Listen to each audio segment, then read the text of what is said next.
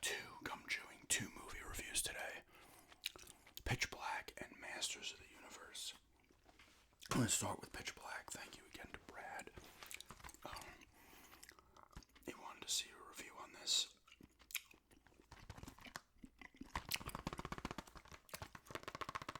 I like getting the sets. That's why I put this on my wish list, because it has all the Riddick stuff in here. And I like that with Blu-rays. Like, I have the Indiana Jones ones, Outside of Dial of Destiny, because I got that before it came out. And like the Pierce Brosnan collection of Bond movies and stuff like that. It's cool. The Mummy as well. I have the first 3 mummies. But anyway. Pitch Black. This disc also has the animated movie on it. I was like looking at the other stuff, because it's a franchise here, right? They haven't done anything with it in a while, but it has the animated movie, the 3 live action movies, and there's 2 video games that are both really good. I played Escape from Butcher Bay on the original Xbox. It was an exclusive, I'm pretty sure. And then Assault on Dark Athene. It was PS3 and 360, I believe. I want to say those are prequels to Pitch Black.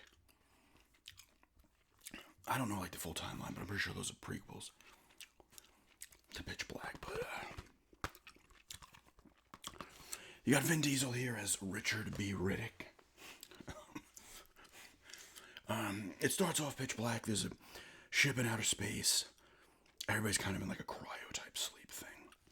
Not even really, because obviously they can wake up easy enough. They're going through. Riddick's on there. He's all chained up. Then like a little comet shower meteor thing busts through, destroys the hull, kills the captain. Rod Ha Mitchell is one of the crew, and this other dude. They wake up. They gotta land it on this planet. There's a bunch of passengers that they gotta bring there.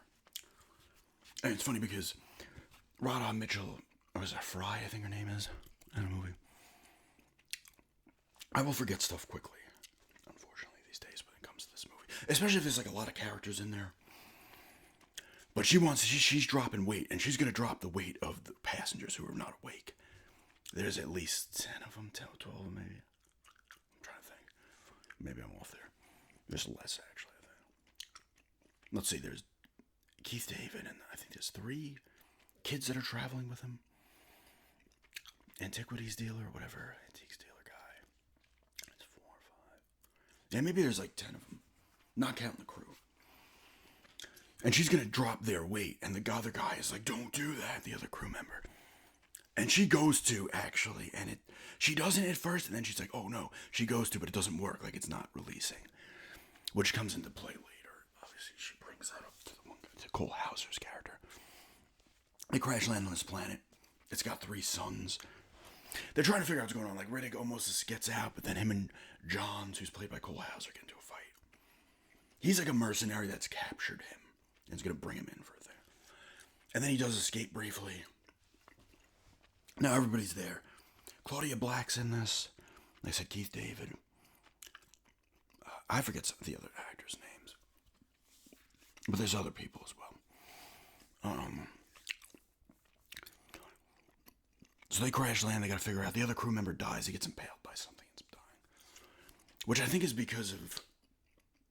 He was kind of screwed anyway, because the thing was like in by his heart. But Johns, Cole Hauser's character, has like a drug addiction. But Riddick gets out, disappears. Really, they're trying to find him. He's hiding, and Johns gives this other dude Zeke a gun, and then a few of the other people at the ship. He kills.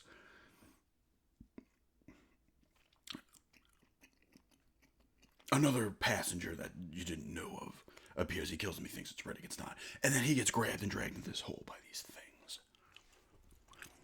And they think Riddick did it at first. And they find out he didn't. Eventually, they're like, okay, we need Riddick's help. And then he helps, agreements. People are going to lie to each other and stuff. But they got to find a way out of here. Now, this planet has 3 suns that comes into play. I think that I was looking up stuff on the Wikipedia just because I wanted to know. Because Riddick has like this eye shine thing. So he doesn't really like the bright light in his eyes. He's got to wear goggles. There's this kid also. There's little twists and turns that I'm not going to reveal. There's a kid there. A little bit of a twist involves the kid. But they're like obsessed with him. And they get the shine too. He doesn't have the... I've already kind of fucking spoiled that. I fucked that up. There's a twist involving the kid. Which I fucked up. But if you haven't seen, you wouldn't. But they wear the goggles too, or they have their own goggles. But Riddick's like a convict. He's murdered some people. He's almost kind of like an anti-hero, I guess. He's not like really that big of a scumbag, but he's gonna do what he has to do, right, to survive. So these things hate the light as well. I was looking on it because I was like, I want to just find out a little tidbits about the characters and stuff and some of the lore, because I cannot remember a lot of it. And I think they're bioraptors, they call them, these little things. They fly around and shit. There's smaller ones, there's bigger ones.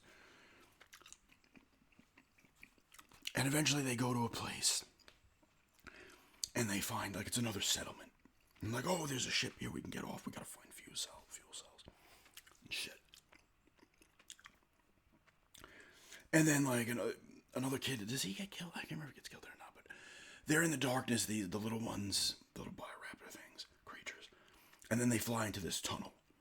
And then they look down, they drop a thing down, they're like, oh shit. There's like bones down there. They're trying to be like, oh, the people that were here left originally. Like, no. It's like they didn't leave, okay? And then you find out that every 22 years on this planet there's an eclipse. And that's when these things hunt. All right, and of course it's 22 years now when they're on the planet.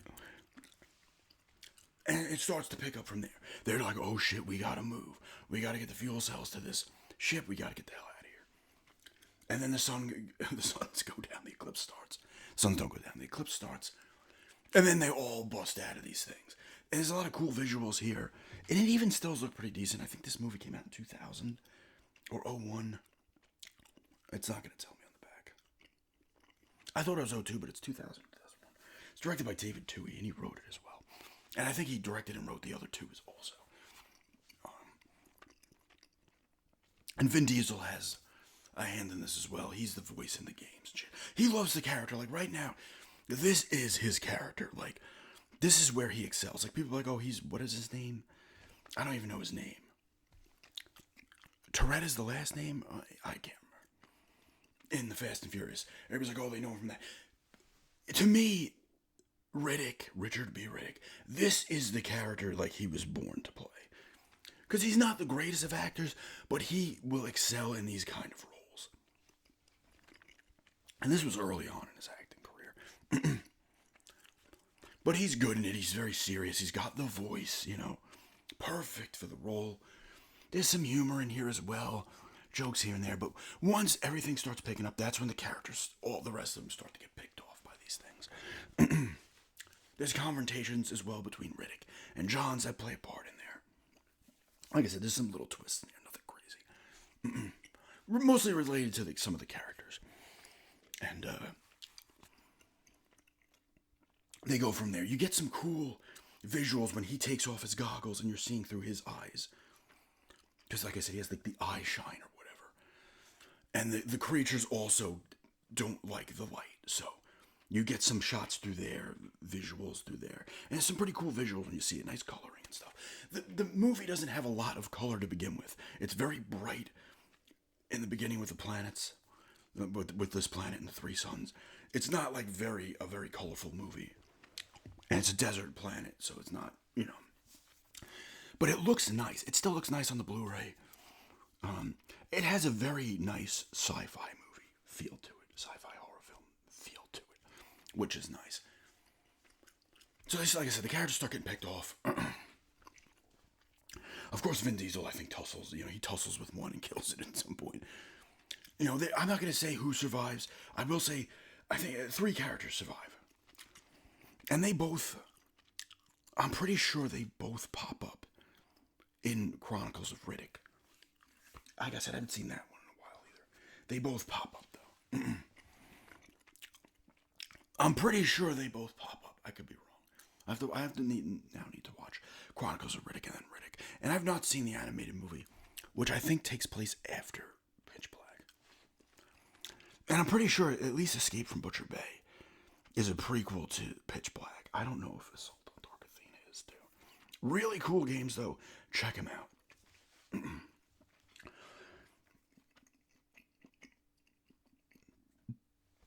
But yeah, has a nice look. The acting solid.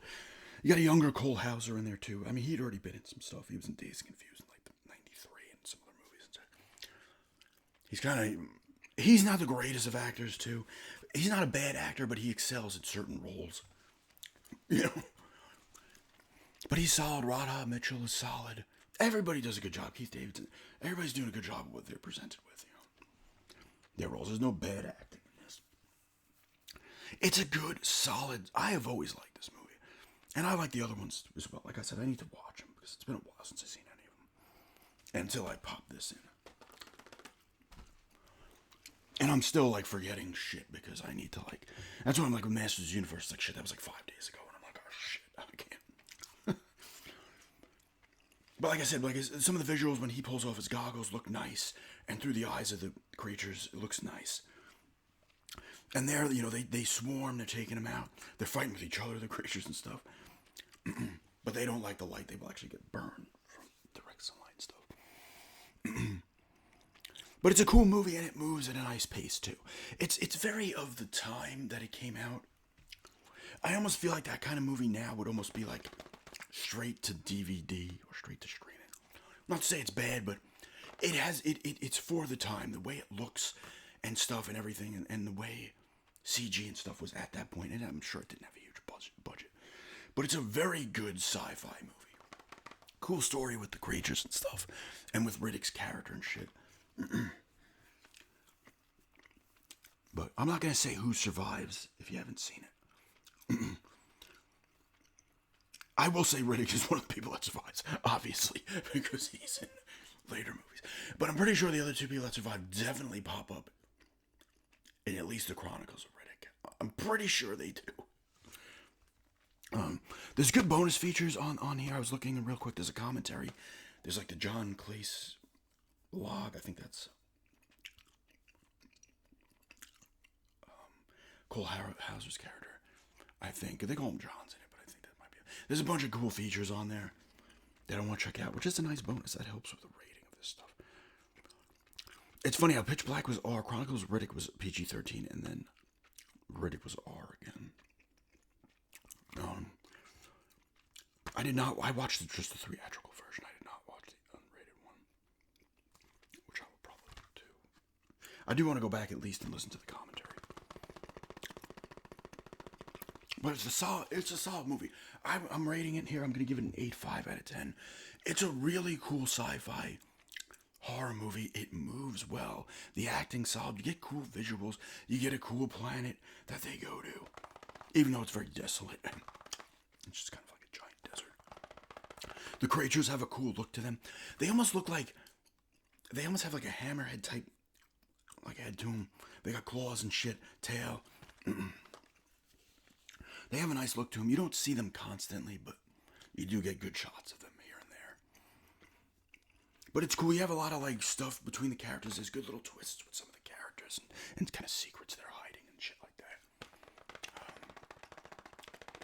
Like I said, there's cool visual effects in there as well. They still even look cool now. 20-something years later, 25, 26 years later. It looks nice. Like I said, this is Vin Diesel. Like, this is his character. Like, for me, is it Gino Torretta in Fast and Furious? Is that his name? A lot of people just recognize him with him because there's 100 of them, and they made a shit ton of money. I've always looked at him as he's Riddick. Like, that's his role. Perfect for his acting style. Very kind of like stoic and serious, but crack a few jokes here and there, but kind of that anti-hero. He's not fully bad, really. He's not just killing innocent people and shit. But he does what he has to survive. He'll make the tough choices. Everybody else is good in there as well.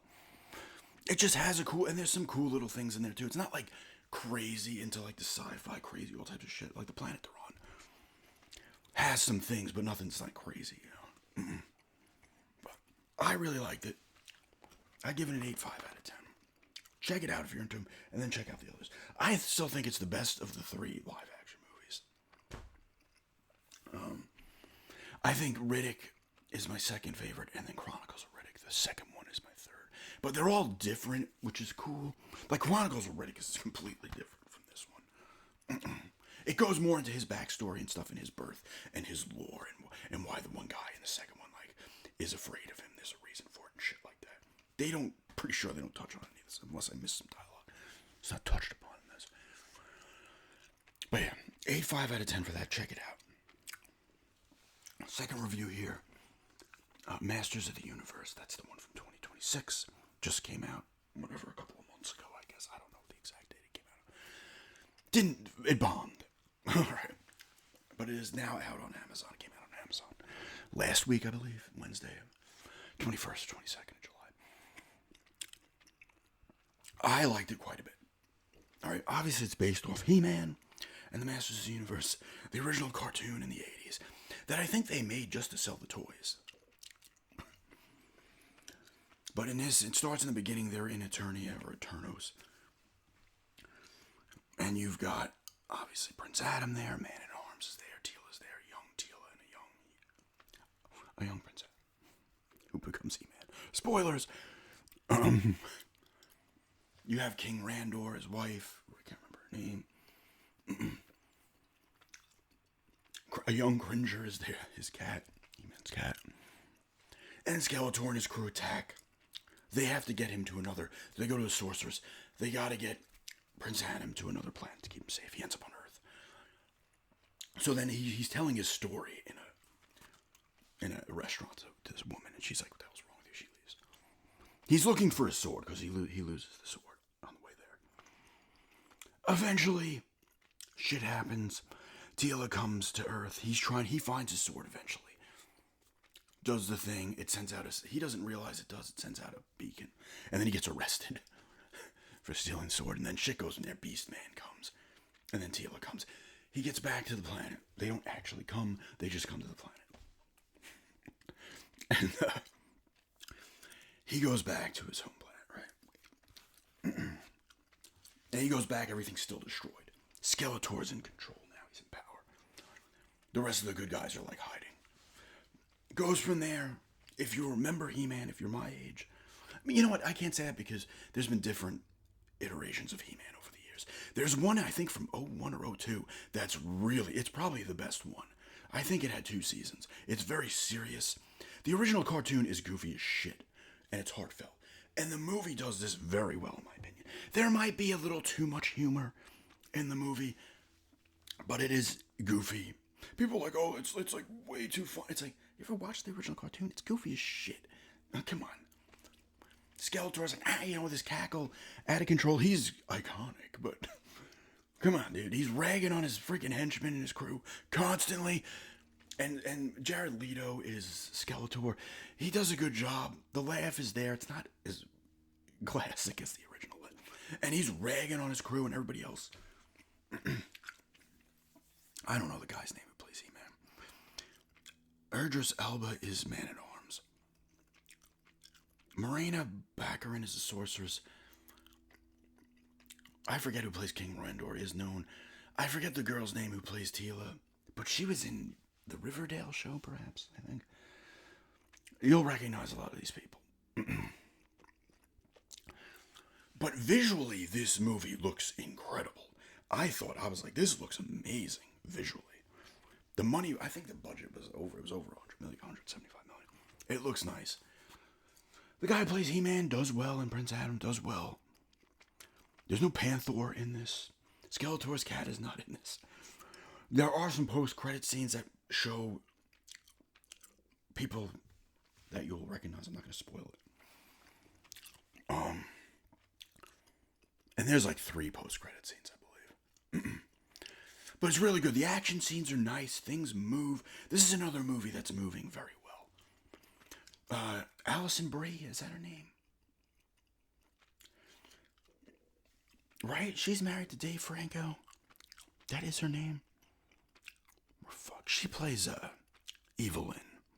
And she does a good job as well. She knows. Oh, I don't know if she watched the show when she was a kid, but she knows that it's goofy.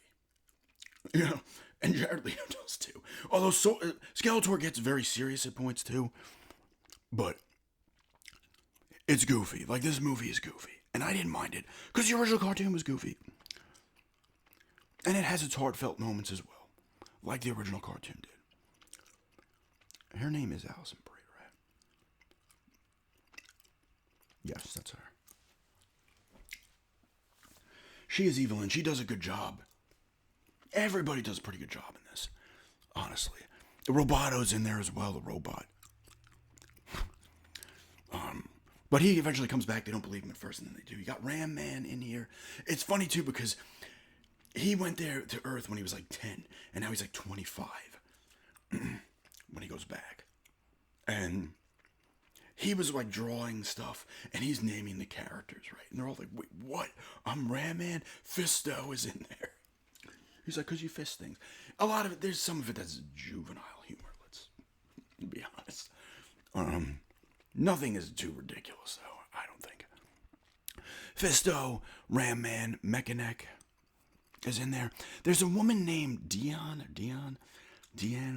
Now I was like, I don't remember her from the cartoon. Apparently she was from one of the comics or like the serials that were in the papers back then. So she was a character, just not in the cartoon. Man-at-Arms, obviously. Teela, the Sorceress, King Randor. Cringer's there. Moss Man is there very briefly. Spoilers, he meets a bad fate. Although apparently, like, he can grow back, so I don't know if he'd pop up again, too. Are there any other known characters? Buzz-Off is not there. Stratos, I think what the guy's name is. There's no Man-E-Faces. On the bad side, you have Triclops, Beast Man, Goat Man. Obviously, Evelyn and Skeletor. Spikor, I'm pretty sure, is there too. I'm pretty sure it's supposed to be Spikor. There's no Merman, I'm pretty sure. There's no Webstor. And some of the others. There's no Hordak and the Evil Horde. Which, Hordak was like a... I don't know if he was a villain at it. Well, in He-Man, he was She-Ra's enemy most of the time. But he might have popped up in He-Man at a point. I cannot remember the full cartoon. I'm pretty sure he pops up in like the later iterations, like normally. But he is there in the original, but I think he's a She-Ra enemy. But he might also... I can't remember the full cartoon of every episode. But so you got a decent amount of the characters in there. They all look good, I think. And like I said, it gets goofy at points. Oh, Trapjaw is also there. Those nights, the battle scenes are fun. They're good. Like I said, visually it looks good. The acting's all solid. You might argue it was a bit too goofy at points. I didn't really mind it. I thought they did a good job. Like, I want more. I know they're going to make another one, Amazon. It was made by Amazon, so they'll just make it straight to Amazon if they have to. They have money to burn, right? Like, they can eat it shit in the bed financially. Now, once again, like I say, like the same thing with Supergirl. Like, a lot of people were not into Supergirl to begin with. It did not review well. I think, like, users were kind of here and there. Some hated it, some liked it. But with He-Man, a lot of the users liked it. The critics liked it. The problem is, how big of an audience do you have for He-Man at this point? You know, like, oh yeah, like they could not have thought that movie was going to make. Now it made under 200 million. They couldn't have thought in their best guess that it would pop maybe 400. Same thing with Supergirl. There's no way they could have expected that movie to make even $500 million. And it didn't even make any. That's under 2 as well. They couldn't have not have thought that. There's no way. Because that's wishful thinking, in my opinion. Even if everyone went to see Supergirl, I still don't think it pops 300-400 million. But anyway. Amazon's got money to burn. You could just make it straight to Amazon if you have to. It's not going to matter. Because apparently they're making another one. And I want to see more of these characters. Like I said, there's a lot of He-Man characters. And there's a lot that were not in this movie. But they give you a decent amount. To my opinion, if you're into the original cartoon, you're going to enjoy this movie. There's some shit you can nitpick if you really wanted to, but you're going to enjoy it overall. I can't see you hating it. But maybe you would. I said acting was there. Story was basic fucking story, right? It's like 3 or 4 episodes of the cartoon made into one. It's like a long, Like I said, some of the humor is, they keep going at it, but like I said, Skeletor was a highlight. Leto got the assignment, as they say. He was serious, but also goofy as shit. He's ragging on his fucking people, Beastman, everybody else. He's a dick. He was always a dick to his henchmen. He was always a fucking asshole. And He-Man's good. It's heartfelt at points. There's serious moments that come and stuff like that. It was cool. Like, I liked it quite a bit. And like I said, visually, it looked incredible. From a visual standpoint, it looked really, really nice. Very good, like, visual effects and colors and stuff. Like, this movie has got a lot of colors in it compared to Pitch Black, right? Castle Grayskull looked really nice. Snake Mountain looked really nice. And stuff like that. It was cool. There were some vehicles in it, not a ton. Not some of the classic vehicles from the cartoon. But I enjoyed it overall. This one I would give an 8 out of 10. I liked it. It didn't take itself too seriously, which He-Man never did. Although I will say, the original He-Man didn't. The 2001 or 2 cartoon definitely did. But I really liked that cartoon quite a bit. Then there's one on Netflix recently, which I watched a little bit if I wasn't too into that one. I mean, let's go back and watch more of it. And I think there were some other ones, maybe in the 90s, another one popped up. But everyone thinks of the one from the early 80s into the mid 80s. And that show is goofy as shit. But it has its heartfelt moments. There was no Christmas part like where Skeletor in the Christmas episode back in the day like gives coats to kids and he's fighting with the bad guys. But I thought everybody did a pretty good job in it, to be honest with you. But I liked it. It was a good movie. Like I said, it looked good visual. The acting was solid. They do play at the end. You get a version of the original song. The story was decent. It's a basic story. It's nothing crazy. You can't really fuck that up in terms of like how they were doing it. Like, oh, he's got to come back now and save the day. He's got to find himself, but it's also the same way as the show. It's like, no, you're really like, you're Prince Adam. That's where you get your like real strength from. Even though like it's Prince Adam, he's always a little, I don't want to say weaker, but he's not like He-Man, But he always finds his true self as like Prince Adam, That's where the message comes from and stuff. I really liked it. I'd give it an 8 out of 10. Like I said, visually it looks great. Acting solid. The effects are cool. All the acting was solid as well. If you were into He-Man back in the day, you're gonna probably, most likely enjoy it. Maybe you won't, but I'd say most likely you would. But yeah, I'd give that one an 8, and I'd give Pitch Black an 8.5. Check them both out. But yeah, just a couple of movie reviews here.